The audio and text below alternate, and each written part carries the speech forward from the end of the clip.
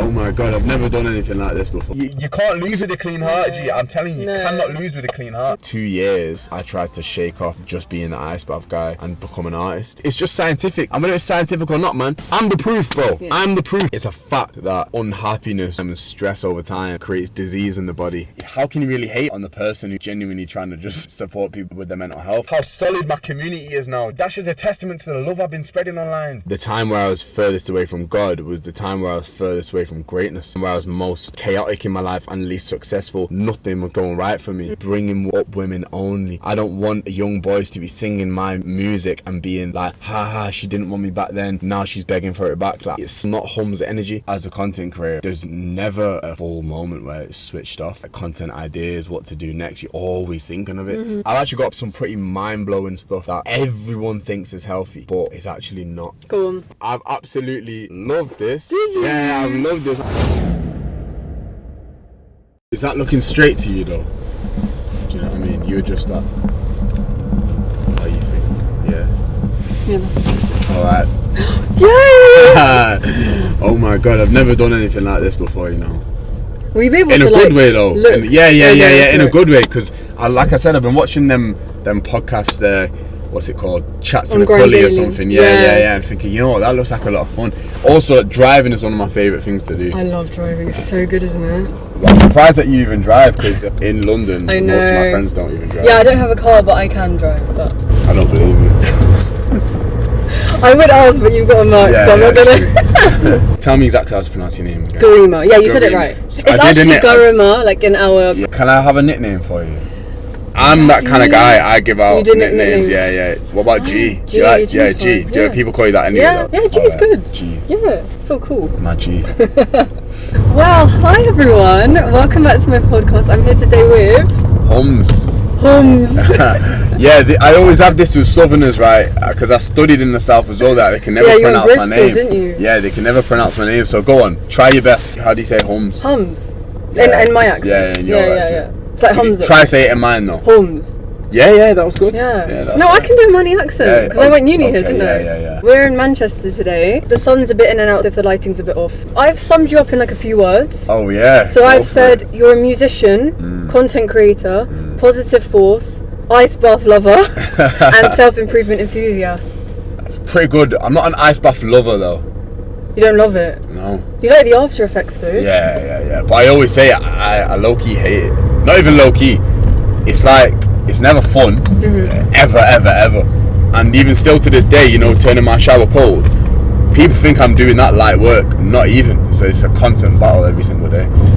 So yeah, ice bath lover, I would say ice bath endorser. Yeah. I really wanted to get you on my podcast because you're such an excellent role model for young people, especially young men. Not only do you share your self-improvement journey, your wildest dreams coming true, like for example Nike or Nike, but the hustle, teaching the power of discipline, consistency, positivity, never giving up. But I think we live in a world where a lot of things are programmed into us from such a young age, into our subconscious, that we don't even realise. So things like obviously the healthcare system, the constant sexualisation of women, porn addictions, and porn being so accessible, especially like to young men. Obviously vaping, like the flavours and stuff being catered to young children, and then music, whether it's just the lyrics, music videos, and just I think overall instant gratification being so normalised. It's like it's up to us as individuals to kind of, you know, go out of our way to become more aware of these things, and I think you bring light to them as well. So before we started, I just want to say thank you for that. You know what, I appreciate that a lot, because everything that you mentioned there, the problems that I notice with the world, the main things, you know. So I do see it as like my chief responsibility to undo that conditioning and to overcome them societal issues that you just mentioned. And sometimes people say to me, oh, that's it's quite ambitious, you know, but I just think, well, what's the point?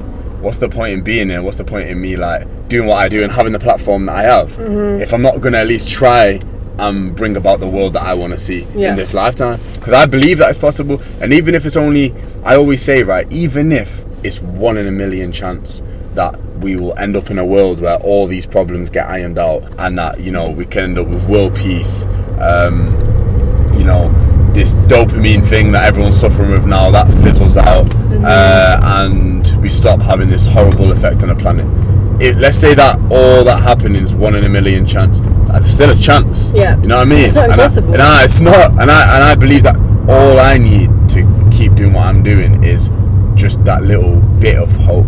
Just thinking that, you know what, if there's a chance, then I'm going to be one of them people fighting for it. That's amazing. Because I think as well, not just that, I think it also brings families back together. I think especially relationships and dating these days is just so out of control. Yeah, wait, what brings families back together? Just like, for example, not having instant gratification, but working on what you've got rather than trying to look elsewhere or whatever it is. Yeah, definitely. And I think for me as well, like, family's right at the top of the tree, and I always contribute my success to the foundation that I have at home. And it's also a reason why I'm not really in a rush to move out. I actually still live at a family home, because it's like, you don't change a winning formula at the end of the day. It's like, I got all that love around me, and now they believe in the vision. So why would I just go move to London? That's what a lot of my mates have done. Just move to London, chase some dream, and people say, oh, they're networking. End of the day, the way I see networking is, I'm going to keep growing my thing, and you're going to come to me eventually. Do you know what I mean? That's the way I see networking. If like only you and your craft can make you a success, no other person can do your craft for you. No one can come and make you reels, make you TikToks. Do you know what I mean? Only you're in charge of that. So that's my view on networking. But yeah, back to the family thing. It's just like, that's everything, man. The reason I do what I do is the greatest motivator. And end of the day, there's no pleasure in my successes unless my family can eat them successes, unless my family can see them successes. There's no pleasure in it other than that. So why would I move to London where they can't even see my day-to-day wins? You know what I'm saying? So you want to share that with them in person? That's all I want. Yeah. That's all I'm doing it for. If you actually deep end, and it's not just me who's like that, but people just don't realize actually that's the best feeling. When you have a win, who do you want to share that with? When you graduated, who you sharing that with? You know what I mean? Yeah. So it's just, imagine that graduation feeling all the time, because that's like in my life, that's how it feels right now. So I'm always looking for that big moment, and yeah, it's great for me, but it's best when I see the look on my parents' face. That's it. Bless you. Fasting today, me. Yeah, I know. How's it going? It's alright, you know. Yeah? It's not too bad. Yesterday was tough though, because I played in a football tournament at my old school. Right. That was hectic, because it was like back-to-back games, and I just got home knocked out. But it's not that bad, you know, eating 6 o'clock, because that's kind of what I want to do anyway. Like, I want to only eat my meals within a 5-hour window anyway, you know, like intermittent fasting. Yeah. And that's what I've been trying to do for time. Yeah. So this is good, like, gets me in the habit of that, do you know what I mean? You know, I didn't actually know about how good fasting is for you. So I had a holistic health coach on my podcast 5-6 episodes ago, and she explained about you made a TikTok about it as well. Yeah. Just like, it's after a couple of hours where it just kind of gets rid of all the toxins in the body, stuff from it. So good. How good is that? It's mad, like in the Western world, we've just been conditioned to eat. And obviously that's just about money. Yeah. Or eating. But 3 meals a day isn't actually natural. We've conditioned ourselves to. Okay, so I think when it comes to self-improvement, there's usually something rough someone might have gone through to make them want to like change and everything. What was that trigger moment for you? Like, what's your story? Yeah, like the ultimate trigger moment was getting my heart broken. Like, that was the ultimate trigger moment. Like, I was basically with someone, thought I was like gonna marry her and whatnot, and then just bang, got broken up with, and it was just like one of the hardest things I've gone through. And she broke up with me on FaceTime as well. It was such a killer. But the mad thing is, like, on FaceTime, as she was saying it, I sort of like, I could already feel it bubbling inside me. I could already feel this awakening happening as she was saying. Really? I'm going to end it. It was like a switch flipped in that moment, that early on. Like, I could feel the villain arc. You know what I mean? I literally could feel it. Don't get me wrong, it wasn't like the next day I was in the gym. I was like bawling my eyes out for weeks, and then it was like my birthday 2 days later. Oh no. So it was just like a heartbroken birthday. Yeah, I was just being a bit of a bum, crying bear, going through hella tissue boxes, and then I was like, okay, I've got to make sure, I remember this, and I still say this to myself, actually, to get me going. I've just got to make sure that no matter who she ends up with next is nowhere near on my level. That's all I kept saying to myself. And I've got to make sure that I get to such an extent where she's going to want me back, or I can have whoever I want. And I know these are quite toxic motivations, like, don't get me wrong, I do know that, but it's like, I always say, be as toxic as you want in your head, whatever gets you going and whatever gets you to put in that work at the end of the day. Villain arc as a concept, you could say it's not spiritual, is it? Thinking of people who've hurt you as your day-to-day motivation. Some people might say, oh no, it should be from a place of love. And you know, I'm always in that battle, kind of getting a balance between the two, because I'm a very spiritual guy, and it's like, I do like to radiate love and these kind of things. However, you know, it's not love that gets me into an ice bath. Pure hatred and anger, and I have to prove everyone wrong. It's insecurity and fear as well, you know what I mean? So that was the trigger moment, because from that day I never stopped. Still to this day, I never stopped putting in hours, because I still feel that fear and insecurity that she made me feel of, I have to make sure that there is no one on my level no matter what. And it's mad, and that was years ago now. So yeah, that and was it's continued from there. Yeah, defo. And then sometimes my life becomes too comfortable, and I have to find things to get me going again, like dark side motivation things. And you know, I feel like God knows exactly how I am, and God always gives me events in my life which sort of spark that trigger again. So whether that is romantic or whether that is something else, like even to do with friends, God always gives me like a moment. And even in terms of brands, right? I don't want to name names, because I don't want to like limit my opportunities in the future.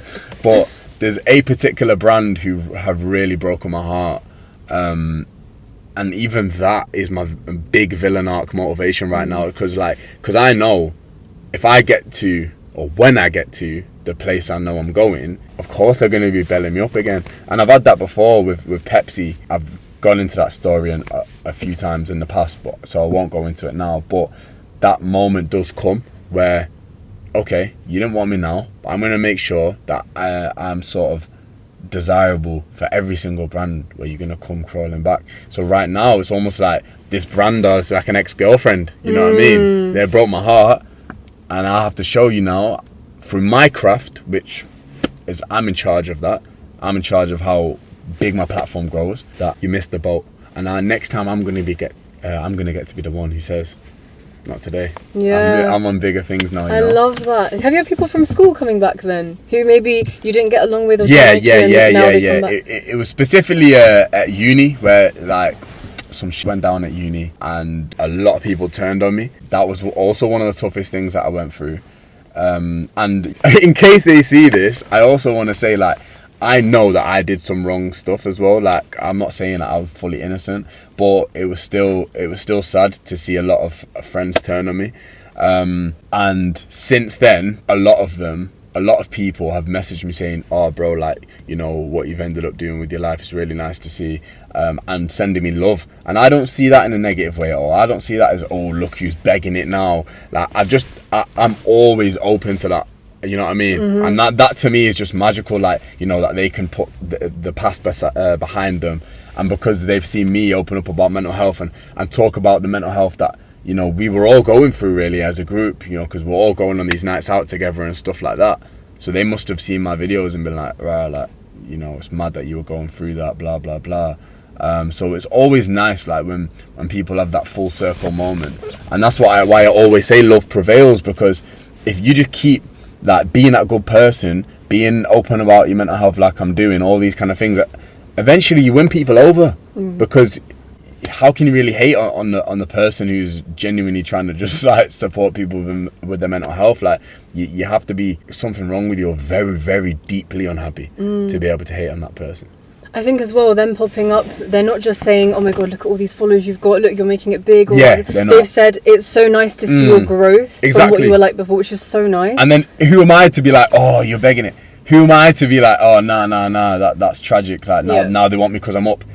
If I'm going to be like that, that says something about me. Do you know what I mean? Even like someone who did something really bad to me. Like we literally had a physical fight, but even they sort of reformed, asked for forgiveness, and sort of we became civil. And I always think like you got to realize, right, when you have disputes with people, if they then like sincerely apologize, it's like, you know, who are you to sort of hold back from that? Or you're not saying you have to go and be best mates with them, but like in my opinion, it's just like, yeah, sometimes you've got to be like, you know what, moved on. And I can see that you've changed as well. Happy days. 100%. I always like to judge people by who they are today. Yeah. Because even me, this time last year, completely different. And I wouldn't want people to judge who I was then or have that kind of grudge against me. Like, oh my God, I know what you did in year 11 or whatever it is. I'm like, I'm not that guy. Yeah. That's not me at all. That's a nice quote. Yeah, judge someone of who they are today. 100%. You know what I mean? Because every, like,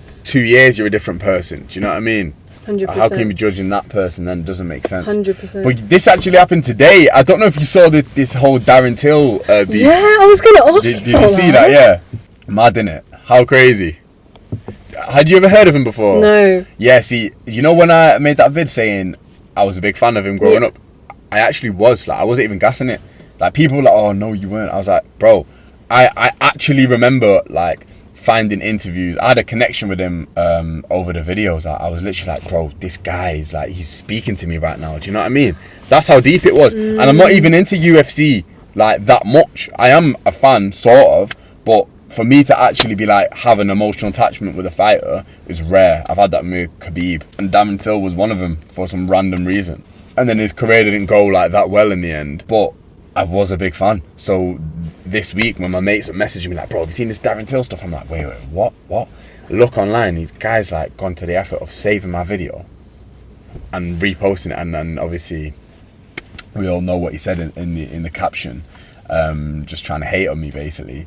But yeah, it was a bit baffling, but honestly, I'm just not fazed by any of it. Like, people do say, oh, you know, people message me lovely stuff like, oh, it's all right, bro, like, don't let it get to you, like, we're here behind you. And I love all that, man. Like, their messages, you know, they defo help, but in reality, like, that never got to me, like, in the slightest, because really, yeah, it didn't, you know. I genuinely mean that. And the reason is because it's like, I just see insecurity, and I just see an unhappy person. So the only way that gets to me is sadness for him, genuinely. Then also the only way it gets to me when I see people hate on me online is that really the state of this country? Is that really the state of humanity right now? Have we really fallen that far that people are so unhappy and insecure that they're hating on a positive guy online? That makes me upset. It doesn't make me upset like, oh my God, like, this is embarrassing for me, or how am I supposed to deal with it? Like, now at this stage, like, I've become so accustomed to it, and also it's like I just know myself and my intentions so well that it's like I'm not worried about what, you know, he's got a massive influence way bigger than mine, going head to head with that. Like, he's got like, what, 350k or something, I've got 13k, so it's kind of like, no, TikTok you've got 100k. oh yeah, don't go on. That's true.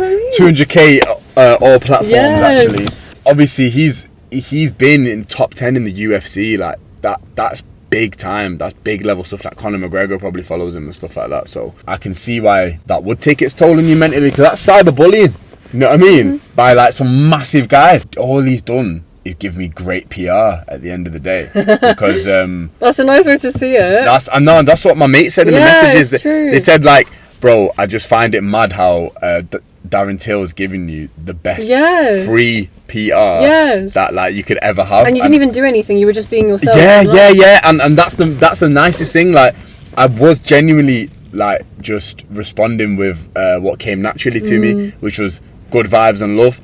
And what did it mean? I gained a few hundred followers, and also like the new followers messaging me like, bro, I'm so glad Darren Till decided to do that, because now I found your page and I absolutely love it. Yeah, how mad. It's always a win. You can't lose with a clean heart, G. I'm telling you, cannot lose with a clean heart. No. I don't want to invite any more hatred, but come at me again. Because honestly, like, I know that how solid my community is now. Do you know what I mean? Yeah. And that's just, That's just a testament to the love I've been spreading online. Yeah. Do you know what I mean? Yeah. So it's just a beautiful reminder I've had this week that, you know what, don't take it for granted what I've built. Like, just that number might not be as big as it is on Instagram, but it's not about the number. It's about the quality of them people That's following exactly me. what I was going to say. I was just about to say that. And look how much real. support you're getting. Oh, DMs have man. been full. Oh. You had to like put up an Instagram saying, friends and family, can you message me on my phone because I've got too many. I know. It does actually get like that, you know. And also, like, I do feel bad because people reach out to me with their problems a lot, innit? So people reach out, like, really going through it. So, obviously, like, and then I want to make sure, like, I don't leave any stone unturned, and I make sure that I can help everyone who messages me. So I always send voice notes, like, because obviously it's actually shorter time for me to send voice notes, you know what I mean? It's just easier. I prefer communicating like that, but also I know I can really, like, get to someone's heart easier that way. I can give them better quality responses. So imagine, like, someone like messages me like I'm suicidal, which has happened bare times. People message me like I'm gonna kill myself. So obviously then I've got that responsibility now. Okay, I've got to see sort of, okay, what am I working with here? So almost doing a job of a psychiatrist, therapist type thing, like, and then giving the best advice I can without getting emotionally invested too much, where it's sort of like, you know, I don't know, getting too emotional about it would just make my responses like worse quality. I need to sort of, I've received that message, okay, what's the best advice I can give, you know what I mean, from a rational perspective, because this person's suicidal. Now what I could say could end up in this result or not end up in this result, you know what I mean? And then the pressure, right, that I don't feel pressure, but the pressure comes in where the next day I've received 10 more messages and that other person needs me to still be there, you know what I mean? Yeah. But in terms of like replying that first time, like, I do that, don't feel pressure. But yeah, like I said, it's always staying in touch, staying in communication with these people who need it, and then whilst also getting the new messages coming in.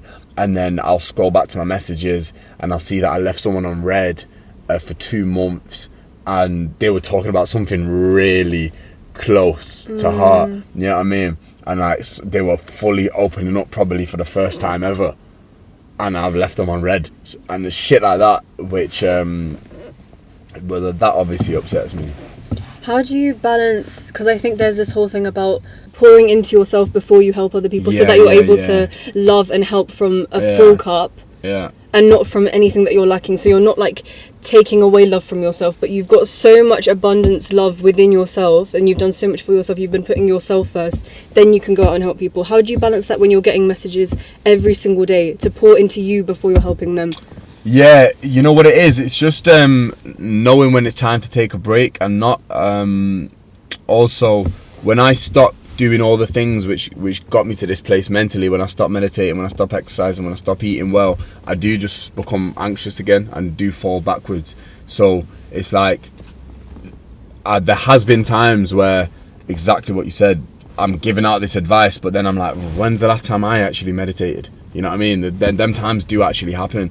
And in them moments, I just got to be like, okay, actually, the number one priority is and always will be my mental health and my like vibration. Like how high is my vibration? How good is my mental health? How unreal am I feeling moment to moment? That is always the first objective. Has to be because it's also like your inner world creates your outer world, and it's like, depends how deep you want to go into that, but I believe it in the deepest spiritual form, where it's like your outer world is genuinely a reflection of what is in your subconscious, right? And that's not even just spiritual, that's become quite scientific now, that that point of view.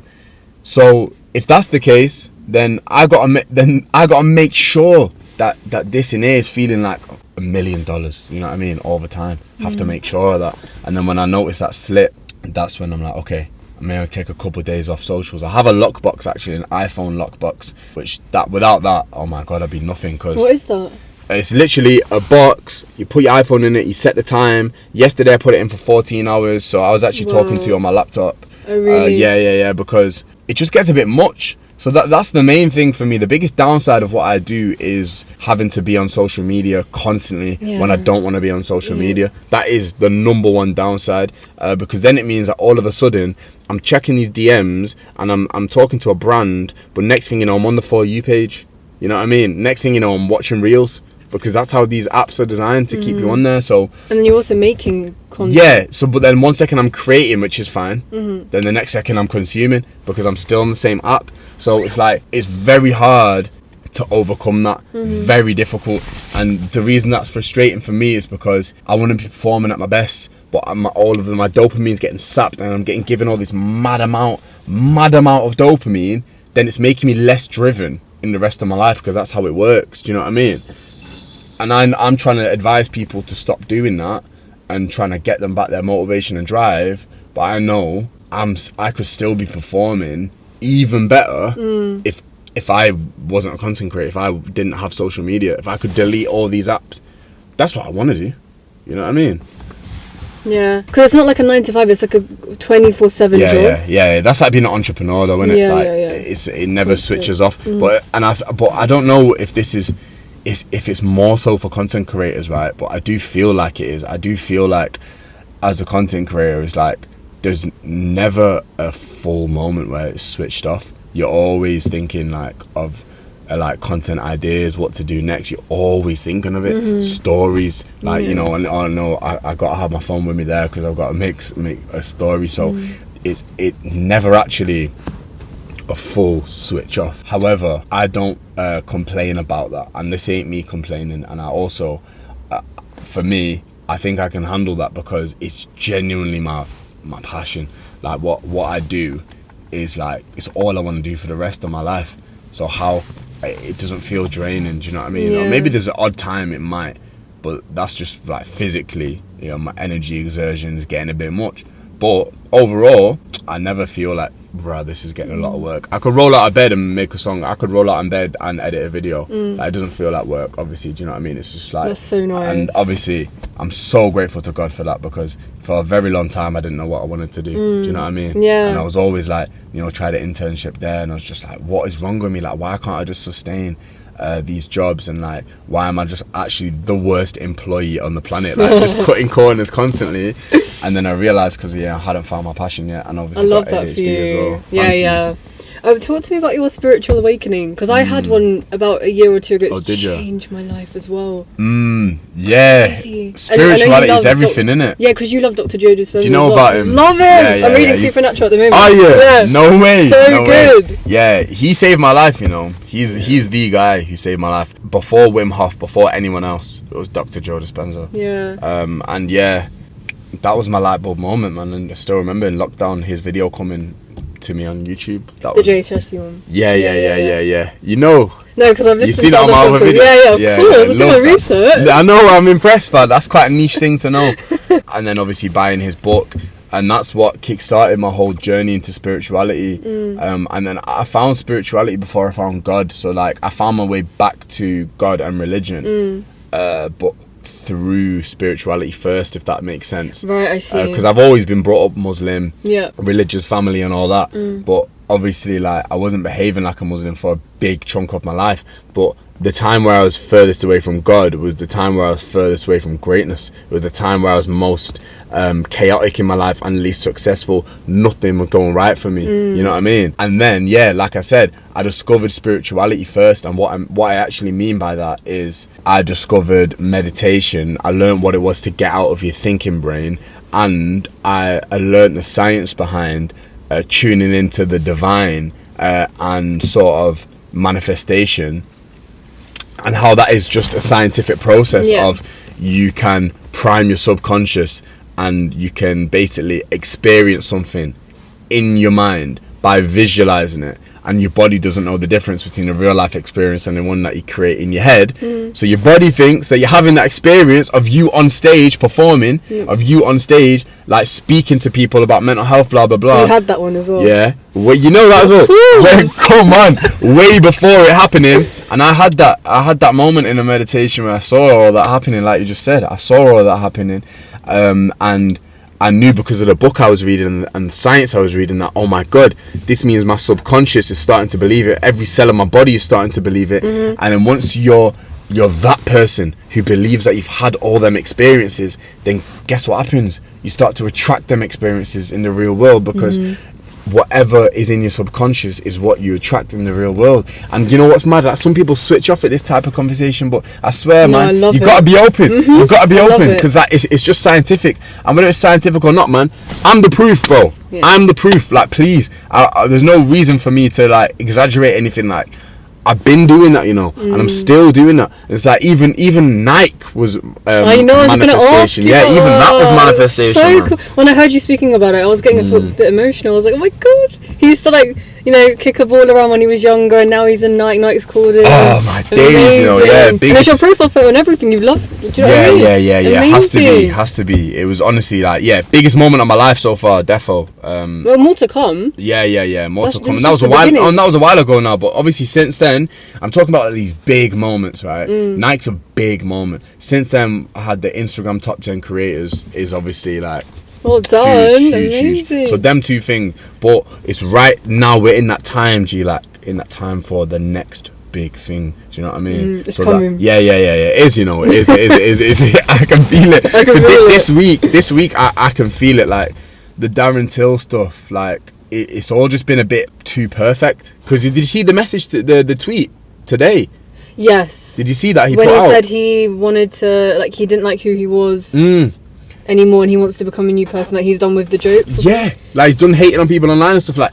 But then that's just a day later. No, literally the next day. But obviously, like, that is a win for love and the self-improvement community and the positive and the spiritual people. It's a big win for the world. I genuinely mean that. He has realised from what I've said, and people actually turning on him because of it. Like, us over here, this little community, David versus Goliath vibes, we've made him realise that, you know what, nah, that's not the way to be. And when I saw that, I'm emotional, bro, because that's like, I am actually changing the world here. Like, that is actually proof of it in whatever way. Like, that is making a real impact just by radiating love, man. So yeah, how do we come on to that now? Oh yeah, so this week, right, that all happening, and then him saying that full circle, him saying that today, from all of that together, means like, okay, something is happening right now. I'm not sure what, but I feel like we're in a good space. And you know, Nike came to me in Ramadan last year, so it's no coincidence. The time of the year where I get closest to God again, where I give up the physical temptations. The time of the year where I'm fasting, I'm going through the struggle, but I'm doing it all for God, and I'm just feeling grateful for food, grateful for every breath, and praying 5 times a day, and going to the mosque at night. When I'm doing all these, making all these sacrifices, last year is when Nike came calling. Wow. You know what I mean? Wow. And now this month, I don't know, if someone took a look in my emails right now, they'd be like, yo, something's going on. Do you know what I mean? But this month again, as soon as I'm getting closer to God, you know, more magic is happening, alhamdulillah. So yeah, you can't ignore that, man. Muslim or not, you just gotta think, okay, the times where he was closer to God, for me, okay, for you that might be the universe or whatever. All it means is the times where you're more spiritually, where you're being more grateful, and whoever you're thanking, just be grateful for every breath. You know what I mean? Like, honestly, like, that gets thrown about a lot. I know, like, oh yeah, be grateful and that, right? But the way I see it is like, you just gotta see how magical it is that the world, all these billions and billions and billions of years, like, the world can go on, and then all them planets and all them like galaxies and solar systems, all of that is out there, and all that time has gone, and all these chaotic events, Big Bang, blah blah blah, has happened for us to be born, which is also 1 in a billion chance, and for us to go through all our life experiences and be having this conversation right here, right now. And I just think that is just magical when you actually deep it. It's like, wow, what are the chances of that? So tiny. So that in itself makes me grateful for the present moment, because it's like, could have been any other one of them possibilities, but here we are. You know what I mean? 100%. I think positivity and gratitude is everything. I've actually ended a lot of friendships where either it's quite gossipy or quite negative, because I feel like I physically can't be in that energy. I try to kind of, if I'm in that situation, though, I'll always try and change their mindset. or like try and make it positive. Oh no, it's all right though, because this is leading to this. Like, I think one of my friends, she was going through quite a rough time with a boy. They ended things or whatever, and I was like, this is a beautiful thing to now figure out what you want. That's, do you know what I mean? Yeah, that's the best advice for sure. And always, like, when the breakup type stuff come your way, it's always the right time. You know what I mean, for everyone. But I agree. Like, I'm very picky about who I'm friends with now, and even family members who I want to let in and spend most time with. Like, for me, you have to see the world, and like, things are happening for you and not happening to you. You have to see it like that. And like, I don't want to be around people who don't share that sort of gratitude for everything that's happening and taking the positives and everything, because that's the reason like I'm able to manifest things or good things can happen, alhamdulillah, is because like whenever anything like someone would call it negative happens, I'm always like, nah, that is going off. Actually, no, that's way better. I'm the same. Time. I'm the same every single time. Nah, they're my favourite. People call me a bit delusional. They're like, so be it. Delulu is the same. It actually is until it's Trululu. Yeah. Do you know what I mean? Yeah, literally. Honestly, it works because it means you can't physically take an L. Yeah. Like, if you see every single thing as meant to be, you can't take an L. Because like, even if you think it is an L in the moment, it's just a blessing in disguise, and it's leading you to where you actually need to be. Always. It always is, because you think like, if God can manage all these planets and keep them in orbit, I'm pretty sure he can manage your life better than you can. You know what I mean? So it's like, you just got to have trust that things are always going to plan. Yeah. God is the best planner, and or the universe always knows. You know what I mean? The universe knows best, however you want to spin it. You have to let go, man. Look at all this around you. I know, right it's now. beautiful. It's crazy, isn't it? Talk to me about your manifestation techniques. You mentioned it before, because I think some people like to write things down, they like to visualize it, they like to make vision boards. I'm very big on vision boards and journaling and visualizing. What's your technique? So, you know what, like, I feel like my method of manifesting is different to what you would find on TikTok and what you would find online, because I always come across videos like, oh, if you write this down 3 times and then you burn the paper and then you say this to yourself in the mirror every day, then it's gonna come true. Like, I always see stuff like that. For me, my biggest manifestations and my biggest wins in life, whatever you want to call it, have all come from the unexpected, things that I'm not trying to manifest. So whenever I try and manifest a specific thing, it's very rare that it actually ends up happening. So this is what I mean, like, where I say I'm a top manifester. Like, I know roughly what I want and where I'm going, and yes, sometimes I do have specific manifestations. But the problem is with the specific manifestations is that when you constantly say, I've got £5 million in my bank account, I've got £5 million in my bank account, and when you try and visualize that moment over and over, you become obsessed with it. And when you become obsessed, you're putting out the energy that it's not happened yet. And you're not trusting in God or the universe, whatever it is. So for me, like, especially for a beginner manifester, I always say focus on your vibration, not the thing you want to manifest. The thing I want to manifest is obviously being one of the biggest Pakistani entertainers in the world, right? Let's say that. That's quite vague, but I know that's kind of roughly where I want to go. So have that in mind. But then in the meantime, I don't know how on earth I'm going to get there. I don't know what... It's already happened. You know, does that mean I'm going to be in movies? Does that mean I'm going to be, the biggest touring artist? Does that mean I'm going to keep doing the more on the content YouTuber side of things?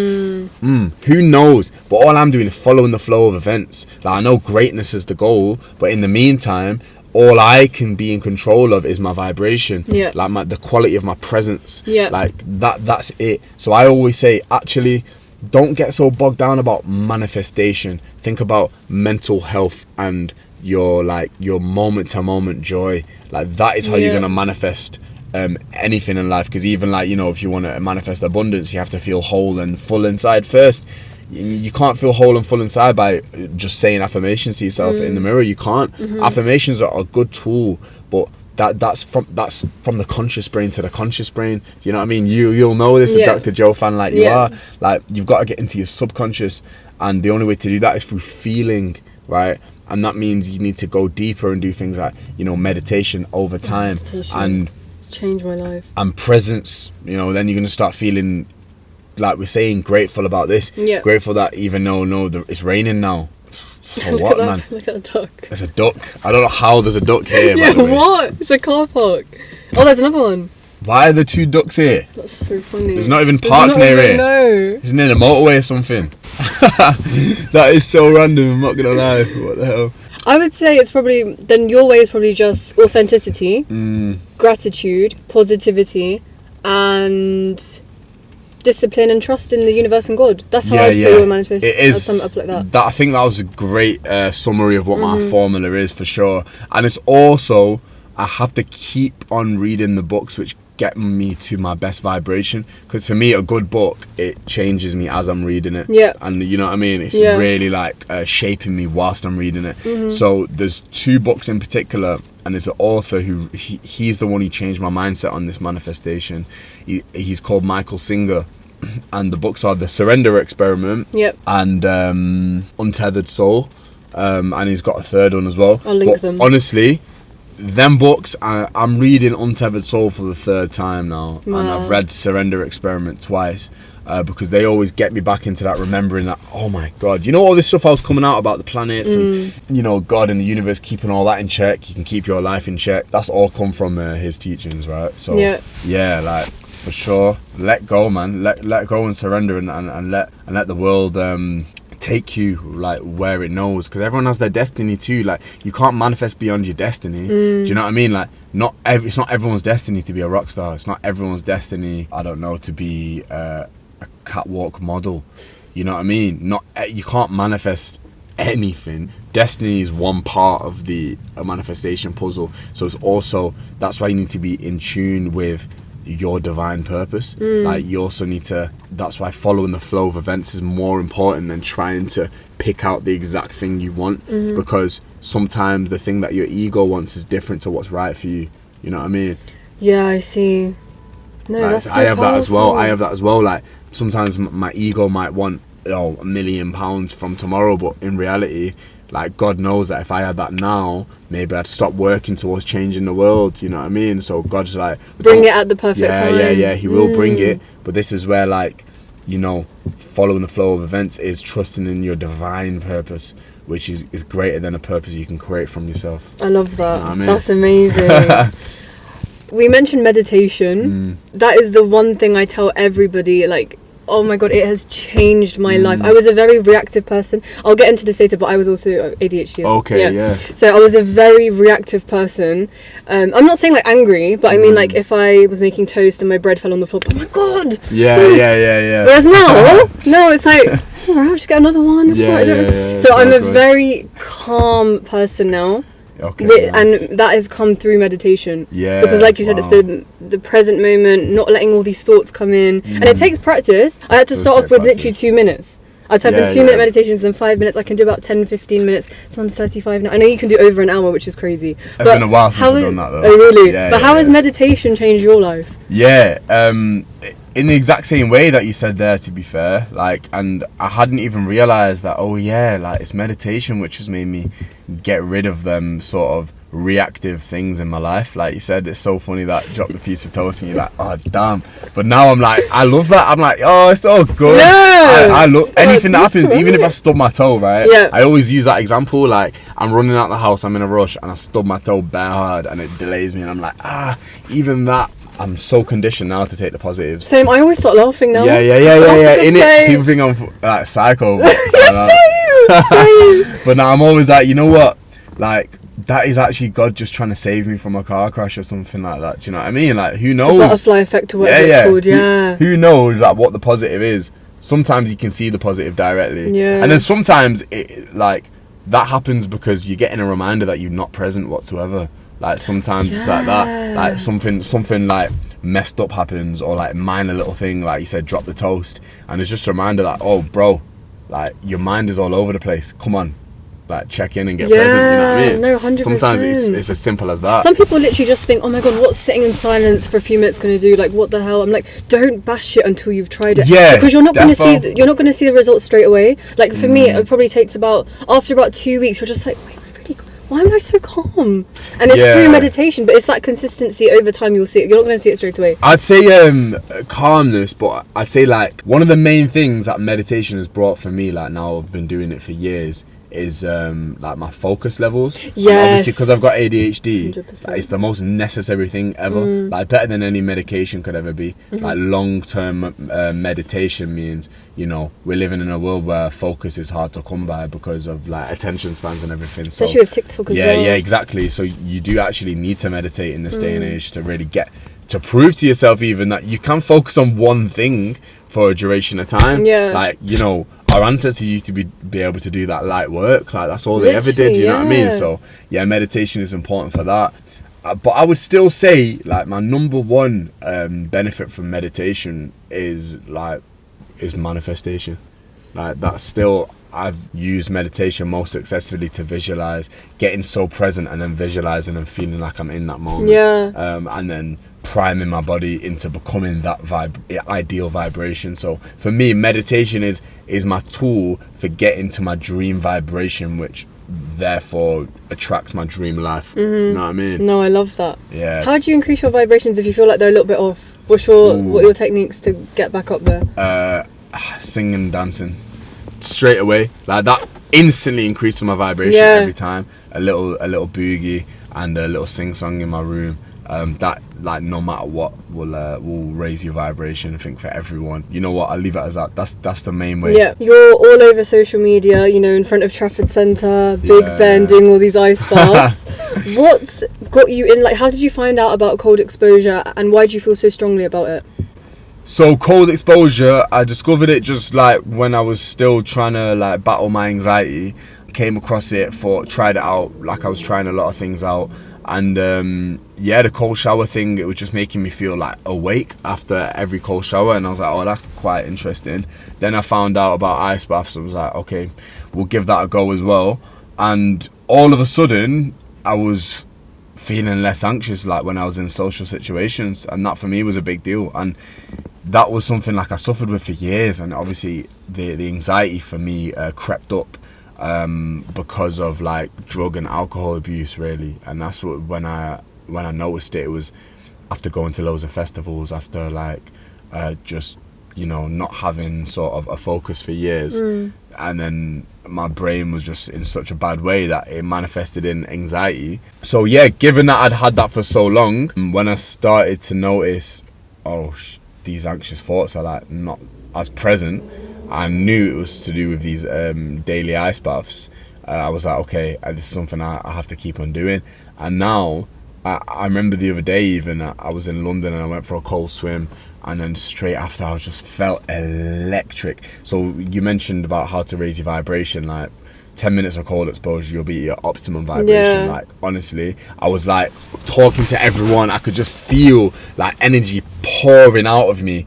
And I was just like cycling back home, I was like screaming on this bike, like, yeah, and then like listening to music and just like singing it bare loud, and not caring about anything. And I remember saying to myself, like, you know what, bro, like, I've got to do this cold exposure thing for the rest of my life, because like there is nothing which makes me feel this level vibration, which is like pure electricity. So yeah. And it's probably a better dopamine hit than like the drugs and the alcohol as well. Better than anything there's ever been, yeah. Like better than all that, and there's no come down. So it's just obviously it's a lot harder to get to that level because, you know, 10 minutes of suffering. But even what that's doing for your brain, like reconditioning your brain into getting long form dopamine, like it's just priceless. You know what I mean? I think also you've managed to convince your friends to do like I think some Saturday mornings you go and do like every Saturday morning. And they used to be the. Are you around? Are you around this Saturday? Tomorrow morning? Yes. Are you? I am. Would you come? Would you come? I don't have like my swimwear. Do we need to? T-shirt and you don't need like some costume or anything. You can wear a T-shirt. Shall I? Yeah. Okay. I think you should. You can't get out of it now. We can even put that in the pod. Shall I? Yeah, we can pan to it. Yeah. We can do a different video. Oh my god, shall I actually? Okay, who are you going to bring? A variety. It's always just like a random mix, but for tomorrow specifically, I do want to make it bigger than the other ones because that whole Darren Till stuff that happened this week, I do want it to be like a good 15 people would be nice, you know what I mean? We've not had 15 people, so I'm going to be sending out messages today. Have you got any mates in Manu right now? Yeah, I do have some, Would you bring them? Yeah. Bring them, bring everyone. Bring your mates. That'll be fun to do that tomorrow. It'll be a nice activity. Okay. And honestly, I've just sold it to you about how you feel electric. No, I afterwards and know, all that yeah, now. no, exactly. And I think it's going to be kind of sunny tomorrow morning, so. What time? Because I think I was doing a little solo date at 12. Oh, it's before that. Before at 10. that, okay, that's right then. It's at 10, yeah. Oh my god, okay, I'm excited. Yeah, you can't back out now, it's live on camera. I might allow tomorrow, you know, because it does take a lot out of me, you know, doing it on a fast and everything. You do as you planned. I'm sorry if you're looking forward to it. What about your Discord? Because I've been trying to find the link to that. I'm not on that. Oh, Talk to me about your Discord. Oh yeah, the link, man. Oh yeah. Because your link on TikTok is on Spotify, Spotify, yeah. True say. Nah, I need to fix that up. But yeah, now the Discord this week marked 1 full year of doing the weekly calls. Oh my and god. we've only missed 1 week out of 52. That's incredible. How mad is That's that? incredible. Weekly call, we're on this Discord chat every single week without fail, bar 1 week, 51 out of 52 weeks. And that to me is, that's up there with my biggest achievements with Nike or whatever. Like that is up there with because that's like truly just giving back and being there in community, like genuine community over a year. Like it's not easy to build that, and also how that makes me feel like when we're actually on the calls and stuff, it's just magical. We have a segment every week where everyone goes around and says their main goals for the week, and then the week after we see like how everyone did with their goals, you know what I mean? So it's still got that self-improvement focus, but for the 90% of it, it's just good vibes and like having a joke and talking about footy and just random shit, you know what I mean? So oh my god, amazing. yeah, man, nah, the Discord, like I'm proud of that. Up the Renegades, man. That's the name of my community. If you didn't know. Can I join as well? Yeah, of course you can join. Thank of course, you. the Renegades, man. Like, Renegades. It's like the Swifties, isn't it? Yeah. Like the Renegades. But that's the Humz fans. Yeah, Love that's that. Before content creation, your number one passion is music. So I wanted to talk about that. Yeah. I mean, I was brought up on what music were you brought up on?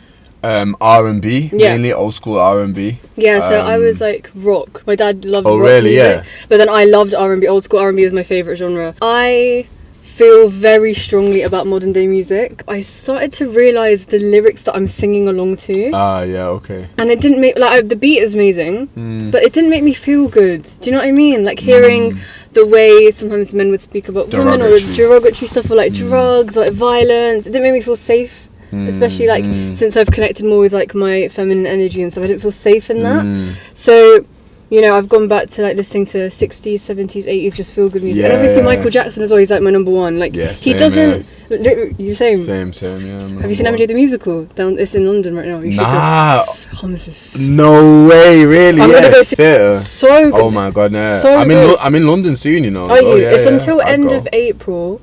Is it? Something like that. Yeah. No, I have to see It's that. like 10 I have out of to 10. see It's that. amazing. Whoa. Incredible. Yeah, but yeah, like he that's didn't even need to talk about violence. He didn't need to talk about, you know, drugs. He didn't even need to swear for his songs to be bangers. Do you know what I mean? Nah, it's funny you said that because like when people ask me like, okay, like what kind of artist do you see yourself as? I always say Michael Jackson, yeah. I love Michael and I know, like, you know, that's ambitious, but I mean it more in terms of the energy. Like you said, like obviously it was all high vibration. Even like, you know, Beat It is like a pure motivational banger, an OG motivational banger. Then obviously the way you make me feel, the way he's talking about women is in that just pure love sense. Yeah, you it's know got love romantic sense. It's really proper nice. romance. And there's another song, The Lady in My Life, is such a good song. Yeah, such a beautiful song. Earth song, he's talking about real life problems. Then Black and White, Black or White, he's talking about, you know, racial issues. So of and course, even like he's got songs that like are made up stories, which is really cool. Like, you know, Bad. Yeah, he read that in a newspaper article. Oh really? Yeah. And then he made the music video from that, and then he wrote the song from that. So mad. Like it's really creative and so cool. That is sick, you know. We don't have that much. I mean, apart from you. Do you know what I mean? Yeah, so that's what I always say. Like, was that kind of energy I want to sort of transcend music, where I'm talking about all these topics, right, and then I'm just having that impact on the world, like he did. Yeah. So yeah, like you're right though about modern day music, but that's also like another big, like one of the reasons why I'm doing what I do. Is like I want to fill that void. I want to make sure that, you know, it's not just family friendly, but you know how powerful music is. You know what I mean? Everyone knows how powerful music is. So, you know, imagine if kids were just listening to pure good vibes, high vibration. Because it's in their subconscious, Yeah, isn't yeah, it? yeah. If you're singing along to that. And obviously, like my vision is always clear. Like my number one goal is to just have that impact on the world, like, and like change the world at the end of the day. Yeah. So music is so powerful. It's been so powerful for me. So like I have to use that as one of my avenues. It's also, it's like, because you know they're the talents I've been given, or they're the tools I've been given, and it's like these songs are coming to me. Do you know what I mean? It's not even like one of them where people might think, oh yeah, like he's a content creator and he's trying music. Like I've been writing music since like as long as I can remember, and I have them, my first songs that I wrote, which in year 3, Primary school. you know what I mean? Yeah. I literally have them. Oh, that's them so songs cute. still to this day. Oh wow. So it's like, yeah, like that has been a goal of mine from day one. Like, So you were like 8.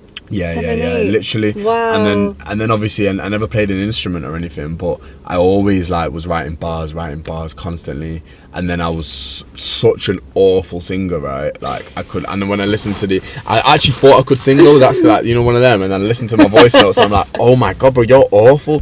And even my family said that to me recently. Like they didn't want to say. They kept it real. Yeah. But they said no. They said recently they never wanted to say. But for years they used to think, oh, we hope he stops this music thing, because like honestly, like he cannot sing. But I knew I wanted to sing, and then one day I realized that I had to face the truth, which, okay, my voice isn't that good. So I've watched like tutorial. I've watched every single like YouTube and its videos about this, and like then did this like vocal coaching every single day for years, and now I can sing. I love that for you. Well done. Swear down, it works though, you know. Like anyone can sing. I clock that. Like It's the mad. Is it the technique? Yeah. Nah, it's bare things, and now it just comes natural. Bare things, but it's like. And now I was gonna say you are good in like Too Late. That's what I was like. I know. And now my family, like when they hear me singing around the house, they're like, bro, like what? Like how's that? How did that happen? I'm like, don't worry, I can put you on if you want. So talk to me about Too Late then, because that's been, I told you it's been on repeat for so long. Yeah, it's just such a good. I love that, you know. No, but it's just such good. Even the little talky bits that you got. The speech. So Yeah, you don't good. often hear a little speech in the middle of a song like that, innit? I love it. But I thought like that makes it feel like me. Do you know what I mean? Yeah. It's like that's like a piece of my content right there. That's like one of my Instagram stories. Yeah. Where I sort of just talk at the camera. That's kind of what that little bit in the song is like. You know what I mean? So I know it will just feel like So a very constant authentic. reminder. Yeah, you know what I mean 100%. as well. You know that song? I actually wrote it like just after I got my heart broken. I think I could tell. You Yeah. can tell that, innit? Yeah. No, but I love the way that you've not done it as though like you're bashing her, but you've changed it up. Yeah. You've been like, no, but look. Yeah. You know what though? On you. Like, should I tell you an interesting story? Yeah. I don't know if I've said this online yet, but initially I was bashing her. Like when I first wrote It's it. natural. It's natural to do Like that so, at the when I beginning. first wrote it, I knew it was a banger. And I sort of thought, oh, it's still positive vibes overall. But instead of like, what's the hook now? Never put a wager on me, now they trying to call me back. It used to be, you didn't want me back then, now you do, it's too late, baby. So that's not even that negative. No, it's not. But honestly, it's not negative. No. It's still not negative. But Focus on something was not sitting right with me still about like the effect this would have on the youth, and because I still see my responsibility as like, I've got young kids listening, young boys listening to my music. I want to be bringing up women only. I don't want young boys to be singing my music and being like, ha, she didn't want me back then, now she's begging for it back. Like I know it's not negative, and I know it's still a positive spin when you look at the whole song, but for me it's still not Humz energy. It's still not spot on. Do you know what I mean? Yeah. Like I still, if I'm gonna make a romance song, if I'm gonna make a song about a girl, that has to be only, you know, like I'm grateful for you being in my life, love vibes, or maybe, you know, I'm working hard so you love me again. Like not like ha now you're begging for it back vibes. Like, you know, I'm very particular about every word and the messaging and the vibration. You know what I mean? It does put a different spin on it. And then it was no surprise then that when the song was in that form, I'd go studio like over 10 times. And just every time I was just like, oh bro, like I don't know what it is. And then that hit me one day. I was like, bro, it's not Humz energy. And then I rewrote it, and, Wow. I rewrote it, but take anything to do with girls, I just made it about they didn't put a wager on me, they didn't want me to win, meaning like, you know, all them haters and the people who like, and then I spun it like that, and that's high vibration, yeah, because that's with villain art, what we've been talking about. You know what I mean? On behalf of girls as well, thank you so much. That's so lovely. It's the least I could do as well, because like that kind of stuff means a lot to me. Obviously, like my sister is my absolute best friend. Aww. And my mum as well is another one of my best friends. So I feel like I'm very like aware of them sort of themes and topics, if you get what I mean. I don't know if anyone's asked you this, but you know the artwork for Too Late? Oh yeah, mad that, you know. Nah, no one has asked me this, but I've slipped it in on one of my captions. You know how I made it? No. I made it. You made it. I love it. AI. Stop. I'm not even joking. ChatGPT 4? No, Bing AI, which uses ChatGPT 4. But on Bing AI, ChatGPT doesn't have this function yet, I don't think, where you can like make logos, you can make images and stuff like that. So I literally just typed in like word for word, give me a song cover work art of an ice explosion. That's all I said. An ice explosion? Yeah. Because if you can see it, there's ice coming from the bottom and stuff like that. Of an ice explosion. Yeah. And it gave me a guy in the middle meditating. Wait, that was the first one? That's all I said, yeah. And I still have that on my computer. Because he's like fully meditating? He's fully meditating. No way! He has headphones on. Like, it tells my whole story in one image. Can you believe that? That's exactly what I wrote down. I was like, it combines everything about you in one. And honestly, I saw it and I was like, oh my God. I don't need to pay anyone to make me something or graphic designer. Like, that is literally my whole story in one image, and like you could see the ice coming from it, this explosion, the meditation, the headphones. I was like, oh my God. And then on Canva, I just used that to sort of increase the quality of it and also put the text on there. Yeah. So I used basically two sort of tools to bring that together. Oh my God. How mad. That is amazing. Because I wanted to ask you about the process of that, because I was like, it combines everything. And I was staring at it last night and I was like, how have I not clocked this? I know, and also that's amazing. I only ended up with that because the initial artwork, I actually did commission someone to make me a different artwork, but I uploaded that and it got done for copyright because it was sort of the DreamWorks logo of the boy in the moon. It was me in the moon. Right. And it was like it was a great piece of work, but they flagged it for copyright. I don't know why I never thought that would happen. Like, obviously they're gonna flag it for copyright. Do you know what I mean? Yeah. And then because of that, I had like one day to put something else together because I wanted to release by a certain day. Wow. And it gave me that. So it actually gave me something even better. Which is it's amazing. Just magic, man. Just everywhere you look, it's always magic. When your vibration's high, there's all these beautiful things happen, man. 100%. Talk to me about your ADHD. Oh yeah.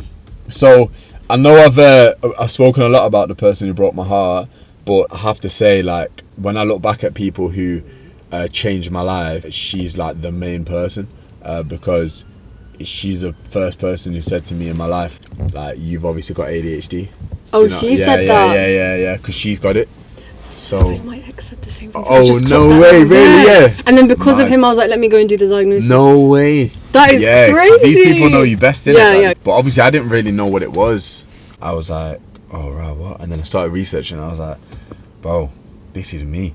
And then, I had to go private as well, because obviously it was like a 2-year waiting list. Yes, the waiting list. I think at the time, I probably paid overall like £600, yep. which is like just the best investment I've ever made in my life, because it's like, I was failing uni. I failed my first year, and then I was failing my second year, or like, my repeater first year, I was failing it again.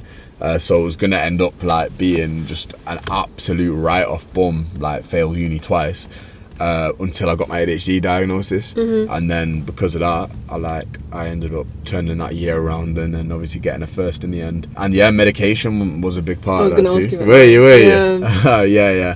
Medication. What happened with that? Did they just prescribe you it straight away? Yeah, and that was the biggest game changer ever, really, getting on meds. Good or bad? Good. So that's the thing that most people expect me to say the opposite. Yeah, that's why I was going to ask you that. Most people expect me to say the opposite because I'm sort of like a natural, holistic. Yeah, exactly. But like, my actual opinion is, medication can be the ideal option when you need to stabilize yourself. Like, even for anxiety and depression, like maybe you need to stabilize first. Like for example, me, I was like banging drugs, drinking beer, couldn't face doing one bit of uni work, you know what I mean? Like there's no way. There's no way I was gonna do That's any why I uni told work. you I can't tell you anything I know. It was just last minute under pressure, because I'm very good under pressure. That's what ADHD does. Yeah, it does. If you care about something, like for example you content creation, that's easy for you to be disciplined in with whatever. But if it's uni, something you don't fully feel passionate about, Yeah, it's hard, isn't it? Exactly. And I didn't, so you know, without the meds I wouldn't have been able to get out of that loop. I just wouldn't have. Do you know what I mean? So there's no point in me shying away from the fact that the meds saved my life, because they did. And then also, even to this day, like I still do take them here and there. I take them twice a week. So it's not an everyday thing? No, not every day. So that's what my advice is with meds. Like, you don't want to be reliant on them. Yeah. But now I'm in a great place where like I control them, they don't control me. So that's nice. Twice a week I'll jump in, do a little med session, because like obviously like I'm doing consecration full time, but there's still elements of my job which is like an ADHD brain is not as good at, like the organizing, the planning, the planning out the next month type thing, planning out the next week. And then even like sometimes I've got all these ideas scattered, and to bring them all in, like sometimes my ADHD brain can find it overwhelming. Other benefits are like admin stuff, invoices, boring, like all the boring aspects in life, like, you know, basically I save it for meds days. So like I've got a great balance with that right That's now. like a nice routine. It's so nice, you're focusing you know? that on Tuesday and Friday, whatever it is. And even sometimes creatively, like it helps me channel my creativity as well. Right. So sometimes I'll be honest, the best music I've written have been on my medication. Really? But the biggest downside of the meds is like I don't feel my normal like loose self or like spontaneous self. I'm way more serious. Sorry, I'm getting tired, by the way. I'm fasting. Oh yeah, sorry. You know what I mean? No, That's why. if you want to wrap it up, No, that's all right. But that's why, like, I keep saying, cool. You're not on water, are you? No. Yeah, that's right. So the biggest downside of the meds, is that it takes away from my actual personality. So like, I don't laugh really when I'm on the medication. I'd never laugh. I don't burst into laughter. That's like impossible. Can you physically laugh if you find something funny?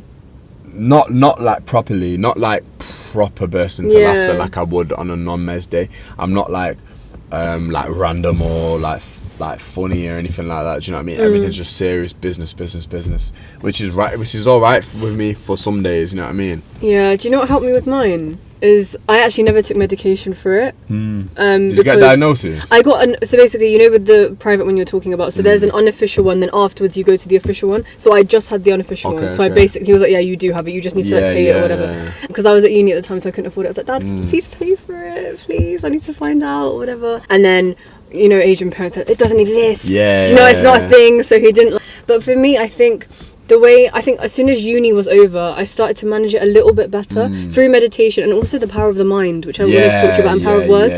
So for example, one thing, I have a very strict rule. I've never said men are trash. That's one thing. I will never say that. So if one of the girls around me say it, I'm like, no, don't say that, because you're only going to attract trash men then. I always say, no, men are great, men are you know, whatever it is. So things like that. So I stopped saying I have ADHD. So that was one of the things. But anyway, speaking of power of the mind and power of words, you made a TikTok about you woke up with like a sore throat or something one day. I think this is so niche and very specific. But I love it though. You said that, you know, people tell you, especially like whatever, your mum or something, you want to rest in bed, chill, wrap up warm, but you did the opposite. And I think that's through the power of words and power of mind, and you got into an ice bath when you felt a cold coming. Literally, it's all in here, you know. Everything is all in here. Obviously, it's a fact that unhappiness over time and stress over time creates disease in the body. You know what I mean? So that's the extreme level. So then why can't the reverse be true? That's what I always say, and it can be. If you feel extreme levels of joy and relentless, like, you know, willpower to keep going and no fear, and you just like keep doing what you normally would do and more so, then why can't you generate healing in the body? Yeah, I think I saw a comment on that video. Someone said, literally, the days that I feel sick, I just carry on as though I'm not sick. Like, I just do my day-to-day stuff, and it tricks his mind, and he gets better within 2 days. It literally works. Even that happened to me the other day. and this feeds into what we've been talking about like taking the positives. I felt my throat tickling. I was like, oh, don't need this right now. But then I was like, nah, you know what, man? This is just an opportunity. God is sending you a little reminder of how powerful your mind is. So why don't you use this as a test? And basically I felt the tickle coming and I was like, all right, come bring it.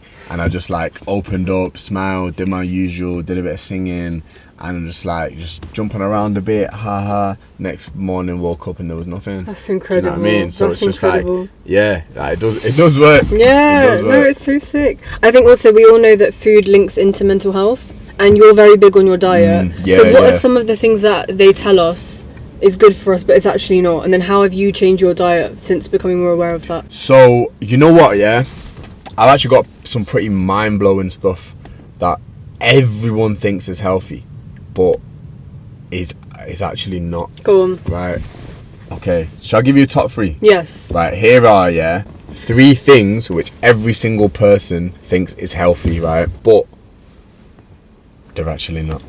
Number 1, kale. Oh, kale, as in the green. Did you know that? No, I didn't. See, there's more going on. There's a lot more going on. I know the things like broccoli is not real. I know that. Things like some of the greens. Yeah. Oh, are you talking about alkaline and acidic Nah. stuff? No. Okay.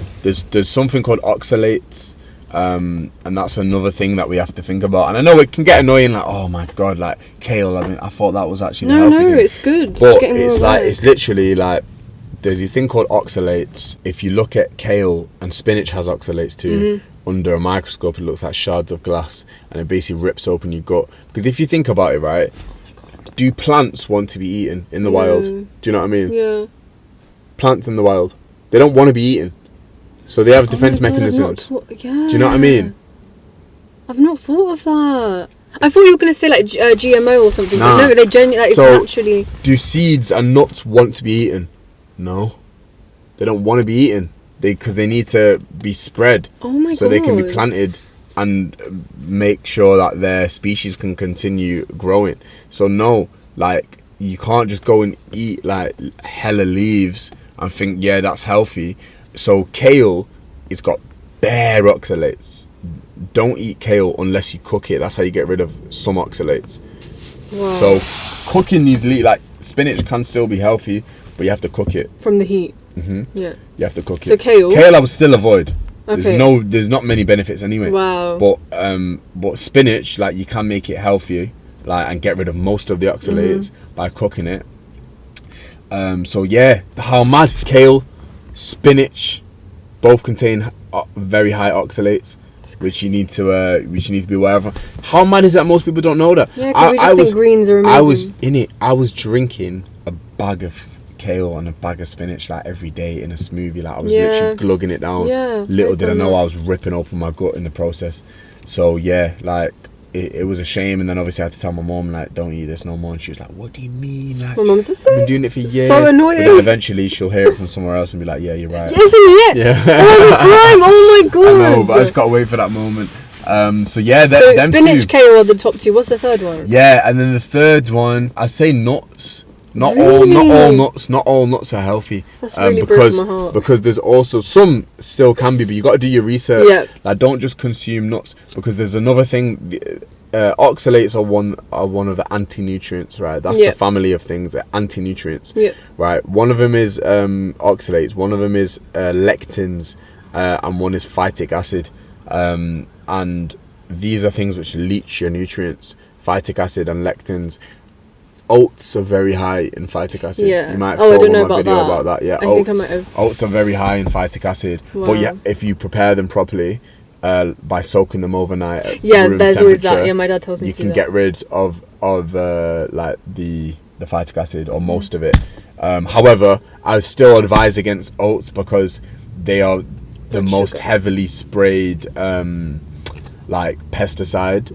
Really? Yeah, out of all foods, like they have the highest like pesticide sort of amount in them. Oats, unless you get organic oats. And so if you want to eat oats, if you really want to eat oats, you have to get organic, and you have to prepare them properly by soaking them overnight at room temperature. That's the two things if you really want to eat oats. You know what I mean? And I also think adding some sort of protein in there, because it's such a shock in blood sugar. Yeah, So defo. if it's adding, I don't know, some like the good nuts, berries. You have to add some stuff because otherwise it's like, it's not nutritious, is it? Yeah. So there's no nutrients in that. Do you know what I mean? Yeah. So would you not rather have a nutrient dense meal? Get me? 100%. So yeah, they're the things. And then nuts, do your research. Like you can prepare nuts properly and get rid of like sort of the anti-nutrients, but you can't just go around eating leaves and nuts thinking that it's healthy, because if you just deep it, like I said, plants in the wild don't want to be eaten. Yep. Simple as. You really opened my eyes to that. That's do you know insane. what I mean? So they have defense mechanisms which, like, to stop them from being eaten, like oxalates, like lectins, like the stuff. Because they are alive at the end of the day. Yeah, this is what I mean. Crazy. And what does your diet look like now, especially being South Asian? Because our stuff is full of carbs, everything's fatty, oily. So I'll be honest, like right now my Ramadan diet is not great, because by the time like that fast opens, and it just like my mum's made pakora for my dad. Stop. And the pakora So glistening good. on the plate, man. Like how can I turn down a glistening, glowing pakora on the plate? How? Do you know what I mean? No, I get it. Like, I can't even say anything. Yeah, it's true. Impossible.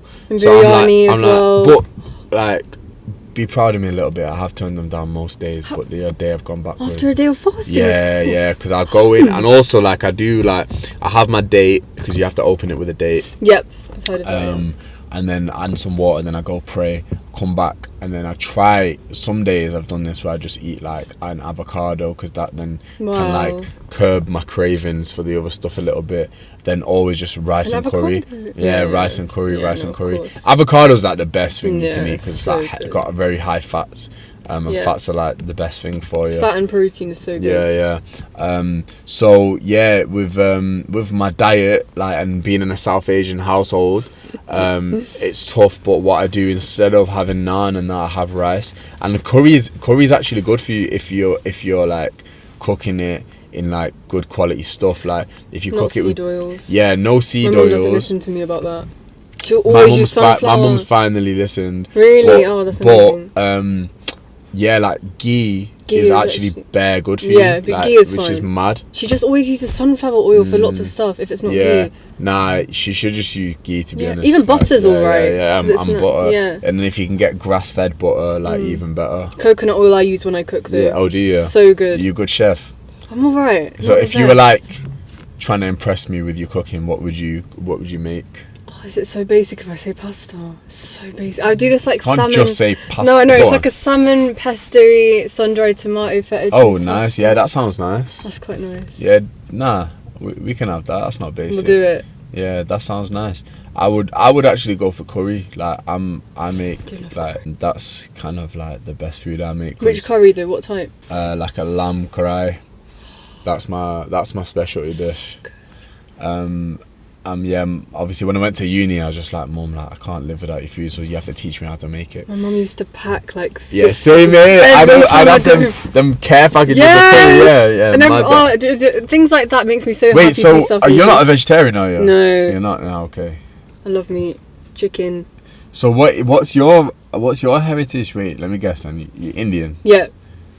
And then are you family Hindu? Yeah. But my parents aren't too religious. They're just very spiritual. Do they eat meat as well? Yes. My mum's kind. I don't know if this is a mum thing, but they kind of go off it after a bit. Off meat? Yeah. Yeah, probably. Like here it's like a day. My mum's gone off it too. Yeah, I took her for like for Mother's Day. I took her to High Shrine in London. It's like an Indian afternoon tea. Oh yeah. So that I was really shocked when she chose the non-veg option, because it was like little bits of chicken.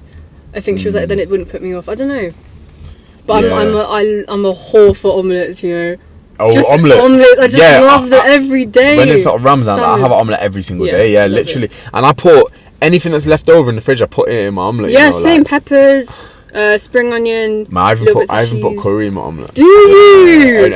Yeah, literally. Whatever curry there is, like if there's a bit of chicken, even if there's like a bit of roast chicken, I'll just chop it up, fry an onion, put that all together, and then make an omelette. What do you cook it in? Coconut oil? I do coconut oil. Butter, grass-fed butter. Yeah, butter's good. That's good. Like Eddie Vu says. Like, yeah. Nutrition is simple. Uncle Eddie, bro. I love him so much. Yeah, you know, I'm grateful for him. Yeah, because he's amazing. he's like really changing the country's eating habits. You know what I mean? I think he called out South Asians as well at one point. Yeah, he did. Because his wife is Indian, I think. Oh, really? Yeah, that's how he knows about ghee and all of that stuff. Right. Well, he said ghee is amazing. He said that. Has he said that? Yeah. He was like, use ghee if you're like South Asian, but don't like avoid the seed oils, obviously. But yeah, man. Nah, respect to Eddie, man, because you know, like I said, he's gotten young people interested in nutrition. Like, that's what I've been trying to do for time. Do you know what I mean? And I've done it to some degree. Yeah. And even a lot of the stuff he says, like, I have been saying that for ages, but now he's come along and been able to make way more people aware of it, and that's what I'm just grateful for. Because also, like, I don't necessarily want to be making like them types of videos all the time still, because like really my goal is to be like a performing artist. Yeah, of course. So it's like, of course. you know, if Eddie Abbew released a song, like, would you take it seriously? No. Do you know what I mean? So that's like kind of not like I leave that to him. Yeah. And I talk about nutrition through things like this, through things like lifestyle content, like my day in the lives. But not like through action kind of as well. Just showing people. Not anymore going into supermarkets and that and slating the products. But I did do that once. Yeah. How was that? Which shot? Yeah, it did well, you know, the video did well. Yeah, How have I not seen that? It was the oats one, that's what I mean. Oh, the oats. Okay, I haven't seen the oats. It was the oats one. But yeah, I only did that once and it performed well, but then I had to make a decision like, okay, is that the guy I want to become now or not? Because obviously, like, it's all about like, well, is everything I'm doing in line with my end goal now? You know what I mean? Because like, for 2 years, I tried to shake off just being the ice bath guy and become an artist. Yeah. Like, it took me 2 years to do that. Like, it was a carefully strategized process of, okay, now I'm feeding the music a little bit more, now I'm doing a bit more fashion. Like, it was all careful and strategic. You know what I mean? It's all like to do with branding. Yeah. So it's like, yeah, now I'm officially an artist. I don't just want to go backwards and then all of a sudden just have to become a nutrition guy again. You know what I mean? It's like everything's got to be in line with a bigger picture. I love that. I was going to talk on like the decrease in testosterone because you made a video about that. Oh yeah, testosterone levels now. Like, I'm pretty sure the average male has 70% less testosterone than his granddad. 70 is crazy. Something like that. Don't quote me on it, but it was something extreme. And I was like, oh, what? I think the majority, is just through porn. Like, we've all watched it growing up or whatever. Like, as a girl, I used to watch it. I'll be vulnerable and honest. I used to watch it, and the damage it did to my brain. Yeah. I can't imagine for a guy who's watching it all the time. It's insane. Yeah, there's that.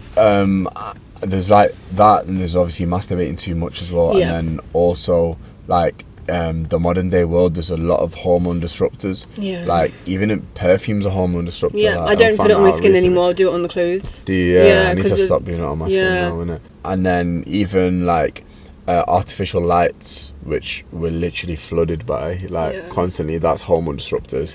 Literally, with my phone before bed, I've got a setup, so I tap my power button 3 times and it goes red, because that's better for your skin. Really? And also, it like you're not as mentally stimulated when you're trying to fall asleep. So I turn it to red, because you're right. Light thing is crazy.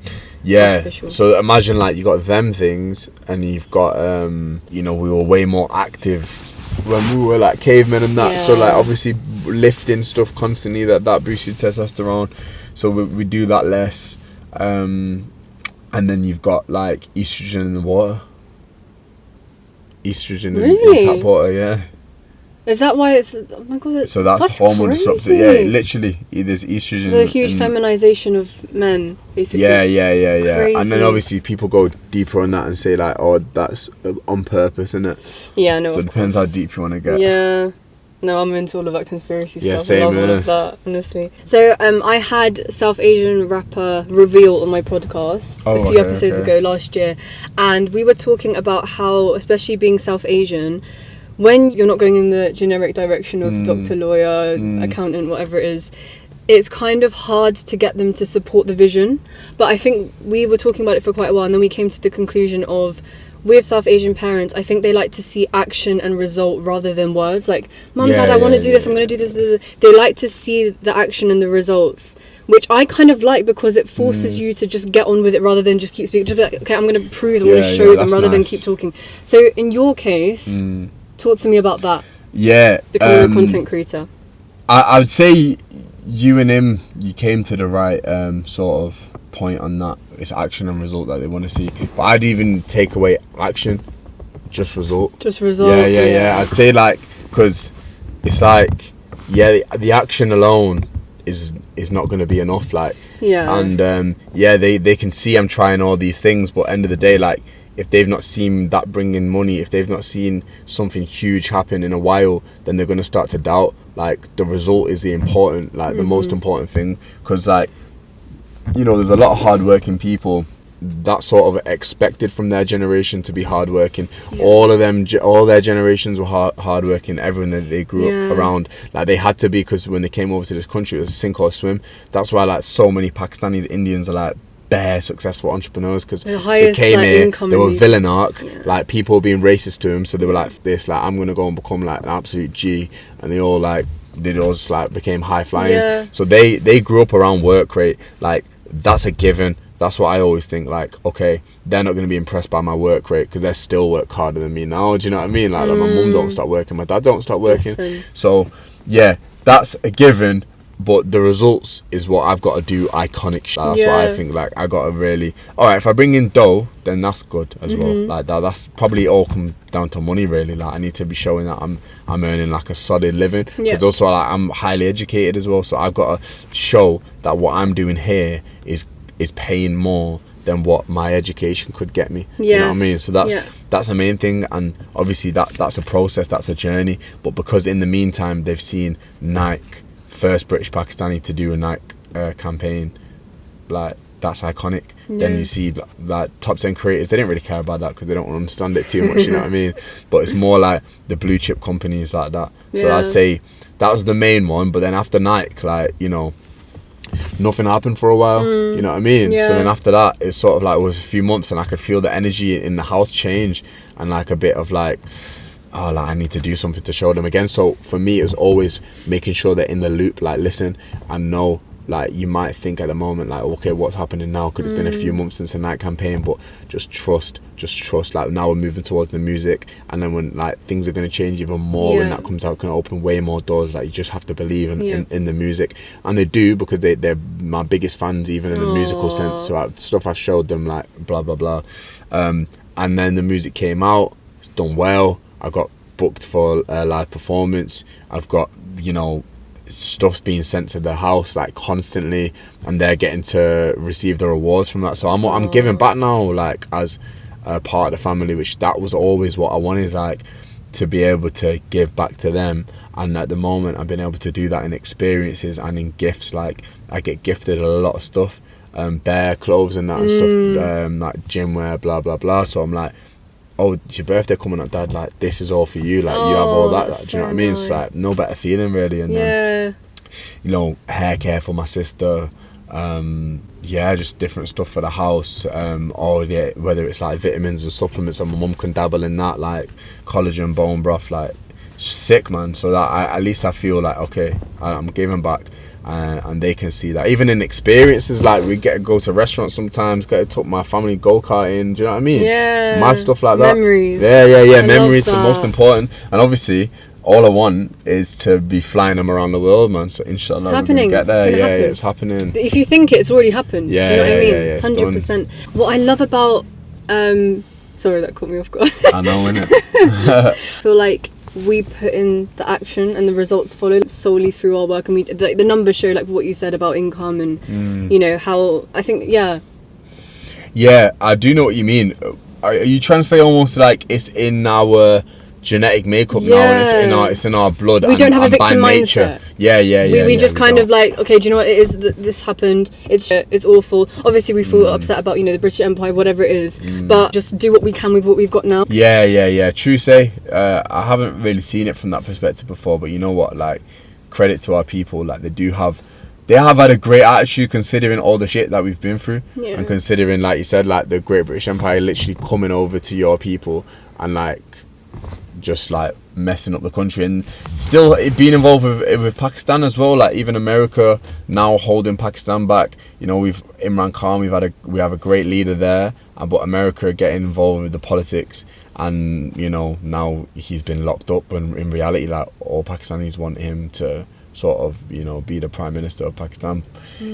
Don't want to get too much into politics. However, the Western world has always meddled and always like oppressed our people. But yeah, you're right. Us South Asians specifically have had had a positive response overall, and we've seen a lot of success in this country. Like massive businesses are owned by South Asians. It's mad, you know. Yeah. It does make me proud. And we have to be grateful to the UK as well, because that's the place that, do you know what I mean? I'm I quite, love it. in a weird way, I'm quite patriotic about England. Like, and people, I love the royal family. You know? Nah, I wouldn't go that far. What is it like being a South Asian creator? Not just as, you know, a content creator, whatever, but just like the representation aspect as well, because we don't see very many Pakistani content creators. I mean, obviously we've got Zayn Malik. I know you spoke about him before, but like as a content creator, what do you think about that? You know, I feel responsibility. I feel like, because there's not many of us, that I know there's a lot of young Pakistanis, a lot of young Muslims watching my content. So I feel I definitely have to represent them in the right way, but also show them, like, you know, what's possible as a South Asian. Like, you know, we can go and do these creative pursuits successfully. And then I also feel like what I put out there, I have to be more conscious of that in ways as well. Maybe because, you know, I can get judged more in certain communities, and, like, you know, from a Muslim perspective and things like that. So I'll give an example. Like, at the moment it's Ramadan, innit? So I'm going to the mosque most nights, and every single night is a different kid coming up to me like, oh, what's your content and that. So it's been like the maddest thing for me, because it's like I'm realizing, like, oh, mad, in my local community, like, these kids are actually all watching my videos. So it's like, okay, and that's making me think I do need to be, like, careful, you know what I mean? Because you're seeing it in person, it makes more of an impact as well. It's not just a comment. And then I feel more of a responsibility that okay, it's an actual child that's behind the screen watching for sure. you. And I've always had that, but, you know, seeing them in real life and in my different. community, and that just means a lot, you know, like, knowing that there's other kids similar to me, young Pakistanis, and they're growing up watching my videos, and I'm having an impact on them and their upbringing. Like, it's just a mad concept. And, you know, them moments are the biggest wins for me, you know what I mean? Like, when I go home, I'm like, whoa, God is the greatest, man. This is like, it's kind of everything I always dreamt of, you know what I mean? But yeah, I'm trying to think, like, more directed to what you're asking, do you know what I mean? Without just repeating the answer which I said on the other podcast, do you know what I mean? Yeah, no, fair enough, because they can go watch that one as well. But yeah, it's mainly like I said on that one, right? Growing up, there wasn't anyone apart from Zayn Malik, but also, and he's mixed as well. And he's mixed, exactly. You're fully Pakistani. Yeah. But then also, like, he doesn't perform live on his own and stuff like that. Like, you know, he doesn't do, like, loads of shows and things like that. So I do see there is a gap of Pakistani artists who's also in the public eye a bit more, and also doing these crossover shows. Like, I want to go to Pakistan and put on, like, a massive show for, like whether it's in the villages or the cities, whatever. Just like, I want to do a tour of Pakistan, and even of South Asia in general, like Bangladesh, India, like that. That would be great. So sick. You know, people go on their European tour, like like a South Asian tour. And bring it back to our people, you know what I mean? And you go back to Nepal as well. Yeah, and Nepal. So these are all huge goals of mine. Like, when in my visualizations, I just see that, like, full of my own people as well. Amazing. And I get to, like, have all this success in the Western world, but then take it back home. It's the opposite of, like, what our ancestors suffered. You know, the Western, like, the Great British Empire going to our people and robbing it from them. Like, I'm creating the jewels here, and I'm gonna take it back. You know what I mean? That is beautiful. Yeah, that's so lovely. Is a big vision of mine. And then I just think as well, like, that moment will make my family the most proud. That would be the greatest moment, where if I could fly them back home and they could watch me perform in Pakistan to, like, tons of people and do some, like, iconic show. And I even think, like, you know, like, I don't know if you saw the Bob Marley film recently. No, I haven't. I was supposed to watch that. But yeah, he did this thing where, like, there was a civil war in Jamaica, and he brought together, like, the two opposing politicians on stage and got them, like, to unite, all in the name of one love. And I think, like, you know, Pakistan's quite a torn place, and I want, like, my music to have that kind of effect where, like, I'm able to sort of transcend politics and sort of just, like, bring peace to the world and my people, man. So yeah, as you can tell, like, my people, and like, representing them, inspiring them, and you know, changing our circumstances on a global scale, all that, you know, it means a lot to me. That's amazing. You have a beautiful heart. Honestly, thank you. Amazing. Thank you very much. For some weird reason, like, I do care a lot about England. Not weird reason, because I'm born here, really, you know what I mean? I'm raised in English, so the way I see it is like, a lot of my mates, right, and you hear a lot of people saying it's their goal now to move out of England and like to get abroad. But honestly, like, the way I see it is, well, if I move abroad, then who's going to help the kids who are still here? That's the way I see it. It's like, you know, you can't just run away from the problems in this country. Yeah, you have like, to fix them. Because these like kids who are struggling there and the families that are struggling there, they can't run away from it. And then it's like, there's no winning if the planet is suffering. Like, that's the way I see it as well. It's like, there's no point being a millionaire in a world where everyone is sad and unhappy, and there's so much injustice. So first priority for me is like turning this country around. And I know I'm not like a politician, but but social media is you've seen the impact and how powerful it is. They're trying to ban TikTok right now in America.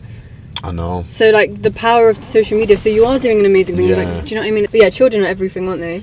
I absolutely love children. I try and help them as much as I can here and there. I can't wait to have kids. Me too. That's my dream job. People ask me my dream job. Obviously, it's like a bit of presenting my podcast, so I still want to keep that. My dream job is to be a mum. Oh wow, that's so nice to hear, man.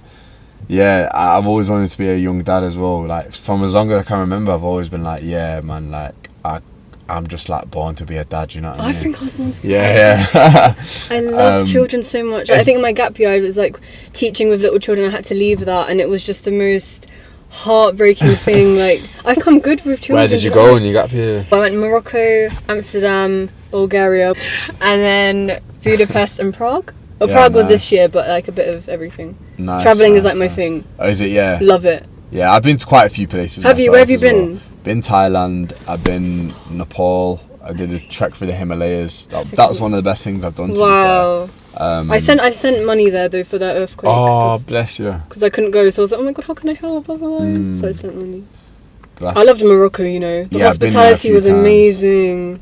Got family there, innit? Do you? You're Pakistani. I'm not. Yeah, but they live in Morocco. Yeah. Yeah, Morocco. I want to go back. It's just beautiful. Love it there. Yeah, no, I like Morocco as well. But my best place I've ever been to is Glastonbury. I know that's in England. What, for the festival? Yeah. So you've been Thailand, Nepal, and Glastonbury's number one? Number one. Humz, man. Yeah, it actually is. So, honestly, I just want to say, any brands you want to send me to Glasgow this year, come and get your boy. And what you get out of is, have you seen my vlogs, bro? Have you actually seen my vlog capabilities, right? Go and watch the United versus Liverpool vlog. Oh, that was sick. Going off in it. Are you Man United? Yeah. 350k views now. And rising, probably get to 500,000. Amazing. And that's just a little bit of what I can do, brand. So come and get me, send me to Glasgow, and best believe I'll be making some vlogs with your brand at the heart of it. Amazing. It's gonna happen. Yeah, defo. I've been twice now, Glasgow. But next time you're gonna be on stage. Oh yeah, man. That was my goal when I was there last year. Okay, next time I come to Glasgow, I've got to be performing. Yeah. There is still time, you know. There's still time, even though they make the lineups a lot in advance, right? Yeah. There is still possibility that if you have a big enough moment, that you can actually land some sort of performance. I'm not saying I need my own set, but if like an artist brings me out, that's what I was going to say, or intro them or something like that. Yeah, or like while they're backstage preparing, you're just like performing in the meantime. Yeah, there's a slight so exciting. Because even like what I like to do as well is always be like, oi, blah blah blah, I want to do this. Everyone tag them in the comments. Have you seen my videos like that? Everyone tag Man United in the comments, blah blah blah. Yeah. So like, I can maybe just do that, but for Glastonbury. Do you know what I mean? Yeah. And we all support you as well. So yeah. And that's a mad thing. Whenever I do something like that, bro, there's like thousands of comments like on TikTok. It's crazy, you know. That shows me like, amazing. You know, I know I say like, oh, they never wanted us to win. Like, there's a lot of love out there as well. There is. I can't forget 100%. That. Like, no, there is. People do want you to win, and because especially for me, like they just relate to my story, and for them it feels like a win for them as well. And also, happy people don't hate. Yeah, they just don't. They physically can't. They're too busy being happy. Very true, you know. Like sometimes I'll go on a walk and I'll just be, because I edit on my phone sometimes, so I'll just do that, make reels on my phones. CapCut or like LumaFusion. Have you heard of that? Nah. That's really good because it exports straight to YouTube like directly. So I just do it overnight. I sleep in the morning. It's like on YouTube already. So it's like really cool stuff. Because then I'm like, I want to keep that passion going for when I like get married and have children as well. Because I think especially as a woman, like your life becomes your husband and kids. That like after I've drop them off to school, whatever. I Yeah, want to go to Pilates and do my podcast. I've still got something about me as well. Do you know what I mean? Yeah. Pilates and podcast, that's like my thing. Love it. Is it? Yeah. Yeah, so that's good. Cute, you know. So good. Bless you. What's tell me your vision with a podcast? Like, you know what I mean? You must have some sort of goals in mind. I mean, the number one thing is to help people. Yeah. Because nice. I've had some amazing guests. This is probably one of my favourite episodes I've done. Like, seriously, Humz. Love Thank that. you so much. Love that. Seriously. Love that. Now, a lot of gems in here, man. There's No, definitely 100%. Have you heard of Opus? It's Really? shit. Yeah, because like for me, maybe not everyone's experience is the same, but for me, like, it's not getting out I know the moment, so I'm a content I was creator about here, to do you know say what I mean? that. Like, Yeah. That's what I feel, but who knows? That could be my condition in thinking I know these moments best, but then maybe they could pick out a more viral moment. You can use a bit of both. But yeah, a bit of both. Are you able to put in like a timestamp? Like make one from here to here? I don't think you can do that on Opus, can you? No, I don't think Yeah, so. that's But annoying. no, they pick out from what I remember. Yeah, they pick up what they, they're thinking. yeah. But I think I understand that a bit better. Who knows? Yeah, Do you know of what course I mean? you do. You're the expert. But then again, like, you know, at some point they will understand that better. Do you know what I mean? There's probably I don't know. But that was my experience, and also like I like that process a lot. You know what I mean? I like to be involved in that process a lot. Yeah. You know what I mean? Every single little second, I want to be in control of that. You know what I mean? It's like I love taking the audience on a journey in that 60 seconds or that 45 seconds. You know what I mean? That's something bare extreme. They're like, what? And then I'm like, nah, but I'm not actually like that. I'm actually pretty calm. Yeah. And then they're like, and then I say something extreme. They're like, and then I'm like, no, but it's alright. And then round it up. I just love it. I love content it. creation. Do you know what man, it is as well? It's the feedback. Like, for example, one of my, I don't know if you've seen that TikTok, but it went like really viral last year. It was about mouth taping. You one of yours? Yeah. Oh, So it got like 14 million views. It was crazy. What Crazy. the- I know. Crazy. That's mad. So I was just like, this is me like testing out mouth taping for, I think it was April last year. And they're like, can we see the results? Can we see So I made like a YouTube video of the results and like the whole process and why I did it and all that stuff and how it's changed my life. Has it actually changed your life? So great. I still mouth tape, to be It's fair, but so I wouldn't say good. it's changed my life. I It's still like- do, yeah. Yeah, I did it last night as well. I still do, yeah. You don't think it's changed your life? I wouldn't say that. Really? Not like deeper sleep, no nightmares. Nah. Obviously my jawline dreams- comes out and then like you breathe through your nose naturally and then you start mewing more, all of that stuff. Which is how we're meant to breathe. I am mewing more. I do breathe from my nose way more, yeah. So I guess it has in subtle ways. Or it's made you more aware if your resting face does have your mouth a little bit open or whatever it is. Because we're not meant to breathe. This is solely for eating. This is like a extra like backup in case our nose is blocked or whatever. True. It's meant to be in and out of nose. You know what though? Maybe it's another thing. I always wake up and the tape is like something. Oh yeah, around same. the It's place. on the bed. Yeah, literally always. Once I woke up and then was on my like, elbow and I once. forgot about it. Yeah. And then like I like took an ice bath, and the next thing you know, I just see it floating in the ice bath. But yeah, so that what I was saying is that the comments that I get every single day on YouTube is just like, because of you, this has changed my life. Thank you so much for this video. Like it's just so amazing because you're Yeah, that channeling is the your best creativity and then also helping people. It's Yeah, just yeah, amazing. yeah. The That's best- so the when you best said what's feeling. my goal with that, that's my goal. Channeling my creativity where it's helping people. Okay, yeah, well, then you're bound for a degree of success, because that's what I always say to people. Thank Like you that so has much. to be your number one goal, and I can feel that's genuine for you as well. So yeah, that's love people. perfect answer. These are the last few questions now, don't worry. Yeah, let's go. So if someone is rock bottom right now watching this podcast and they genuinely can't see a way out, they know that they want to get there, maybe they can't even see that they know that they want to get there, whatever it is, they're rock bottom, what are the first steps you'd tell that person right now watching this to take in order to get out of it? All right, go on a run straight away. Go on a run in the fresh air outside without headphones and in the park or something like that, because then you're in nature. But also when you get back to your house, you will feel something. At least you'll feel something, and that's the important thing here. It's going to break you out of your your day-to-day slump routine and your low state. Is go on a run and take a shower and end it on cold, and after that you will feel a little bit better.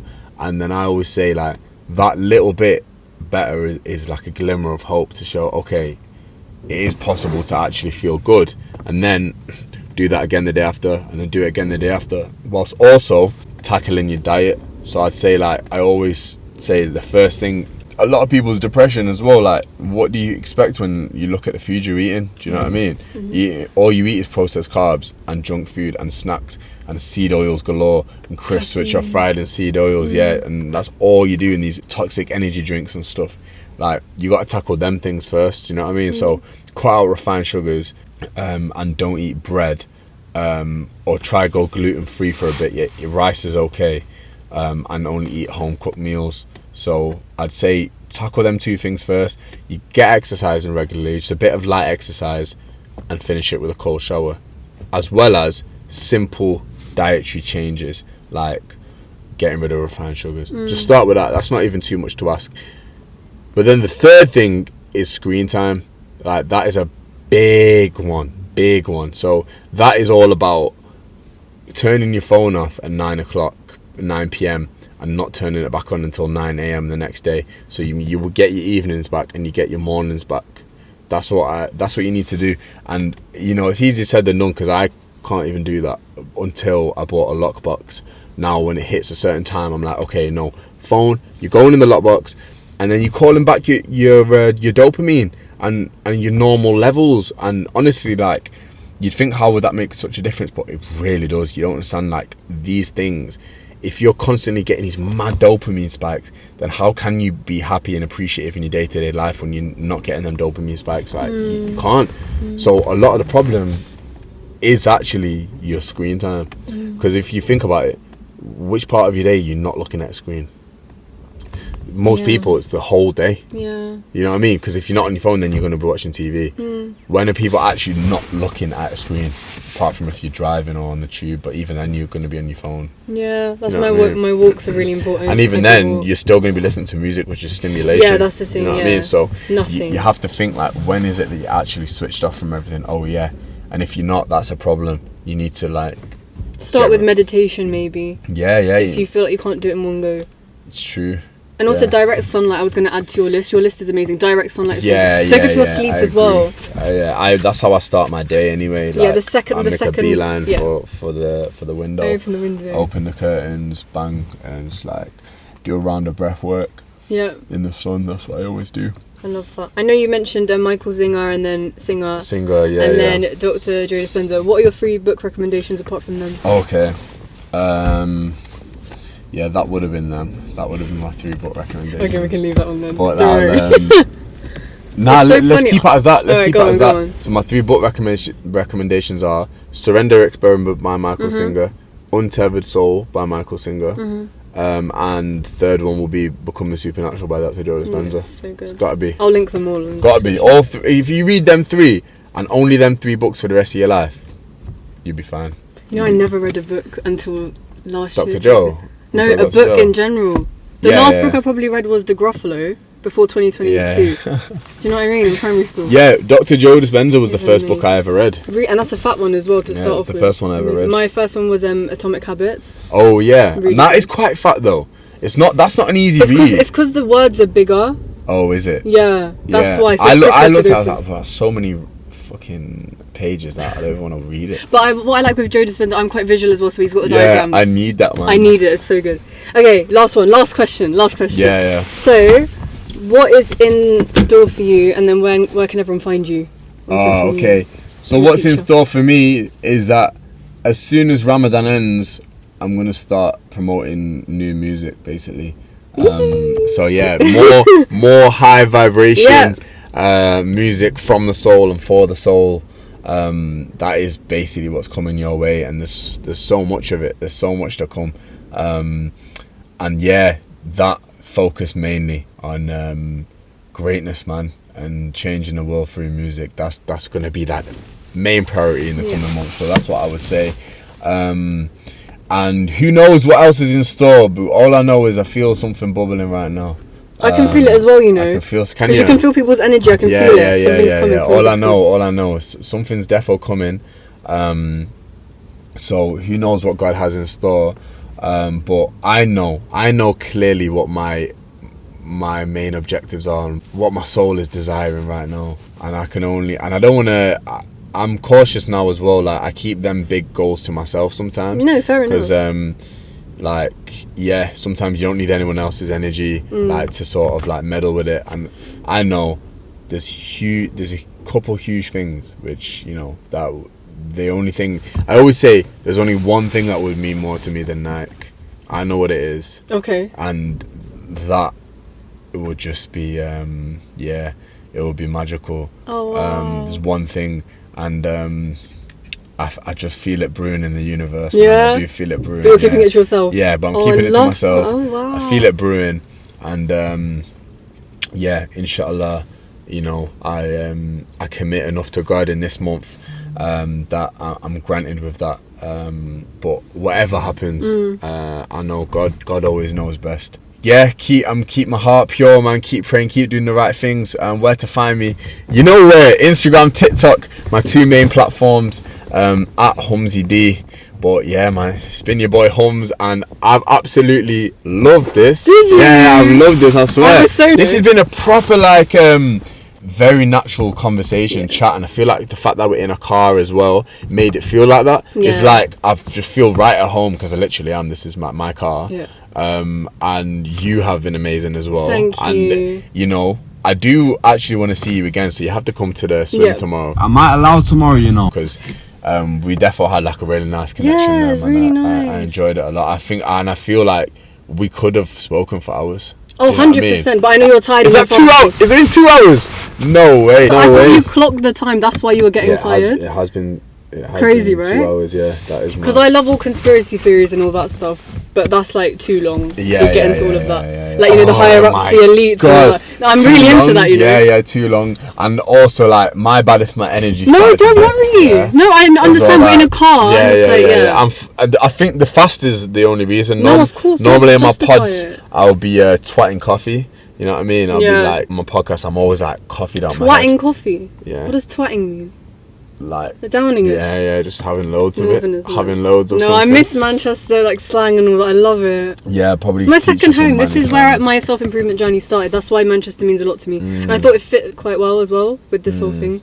But yeah, just true. this is not a question, but I just wanted to say, from like a viewer's perspective, you said that you got into drugs and stuff at 15. Oh, yeah. And then you managed to pick yourself back up with GCSEs, that you did incredible just Yeah. through dedication and hard work. Not so much the grade, it's the dedication and hard work that led to that. And then again, you said at uni you kind of fell down a little bit, but then you picked yourself back up. You got a first, you did your clothing brand, and look at you now. So I just wanted to say to people that anytime you do feel like you're falling, just pick yourself back up. Yeah. You can change today. Like, for example, what's his name again?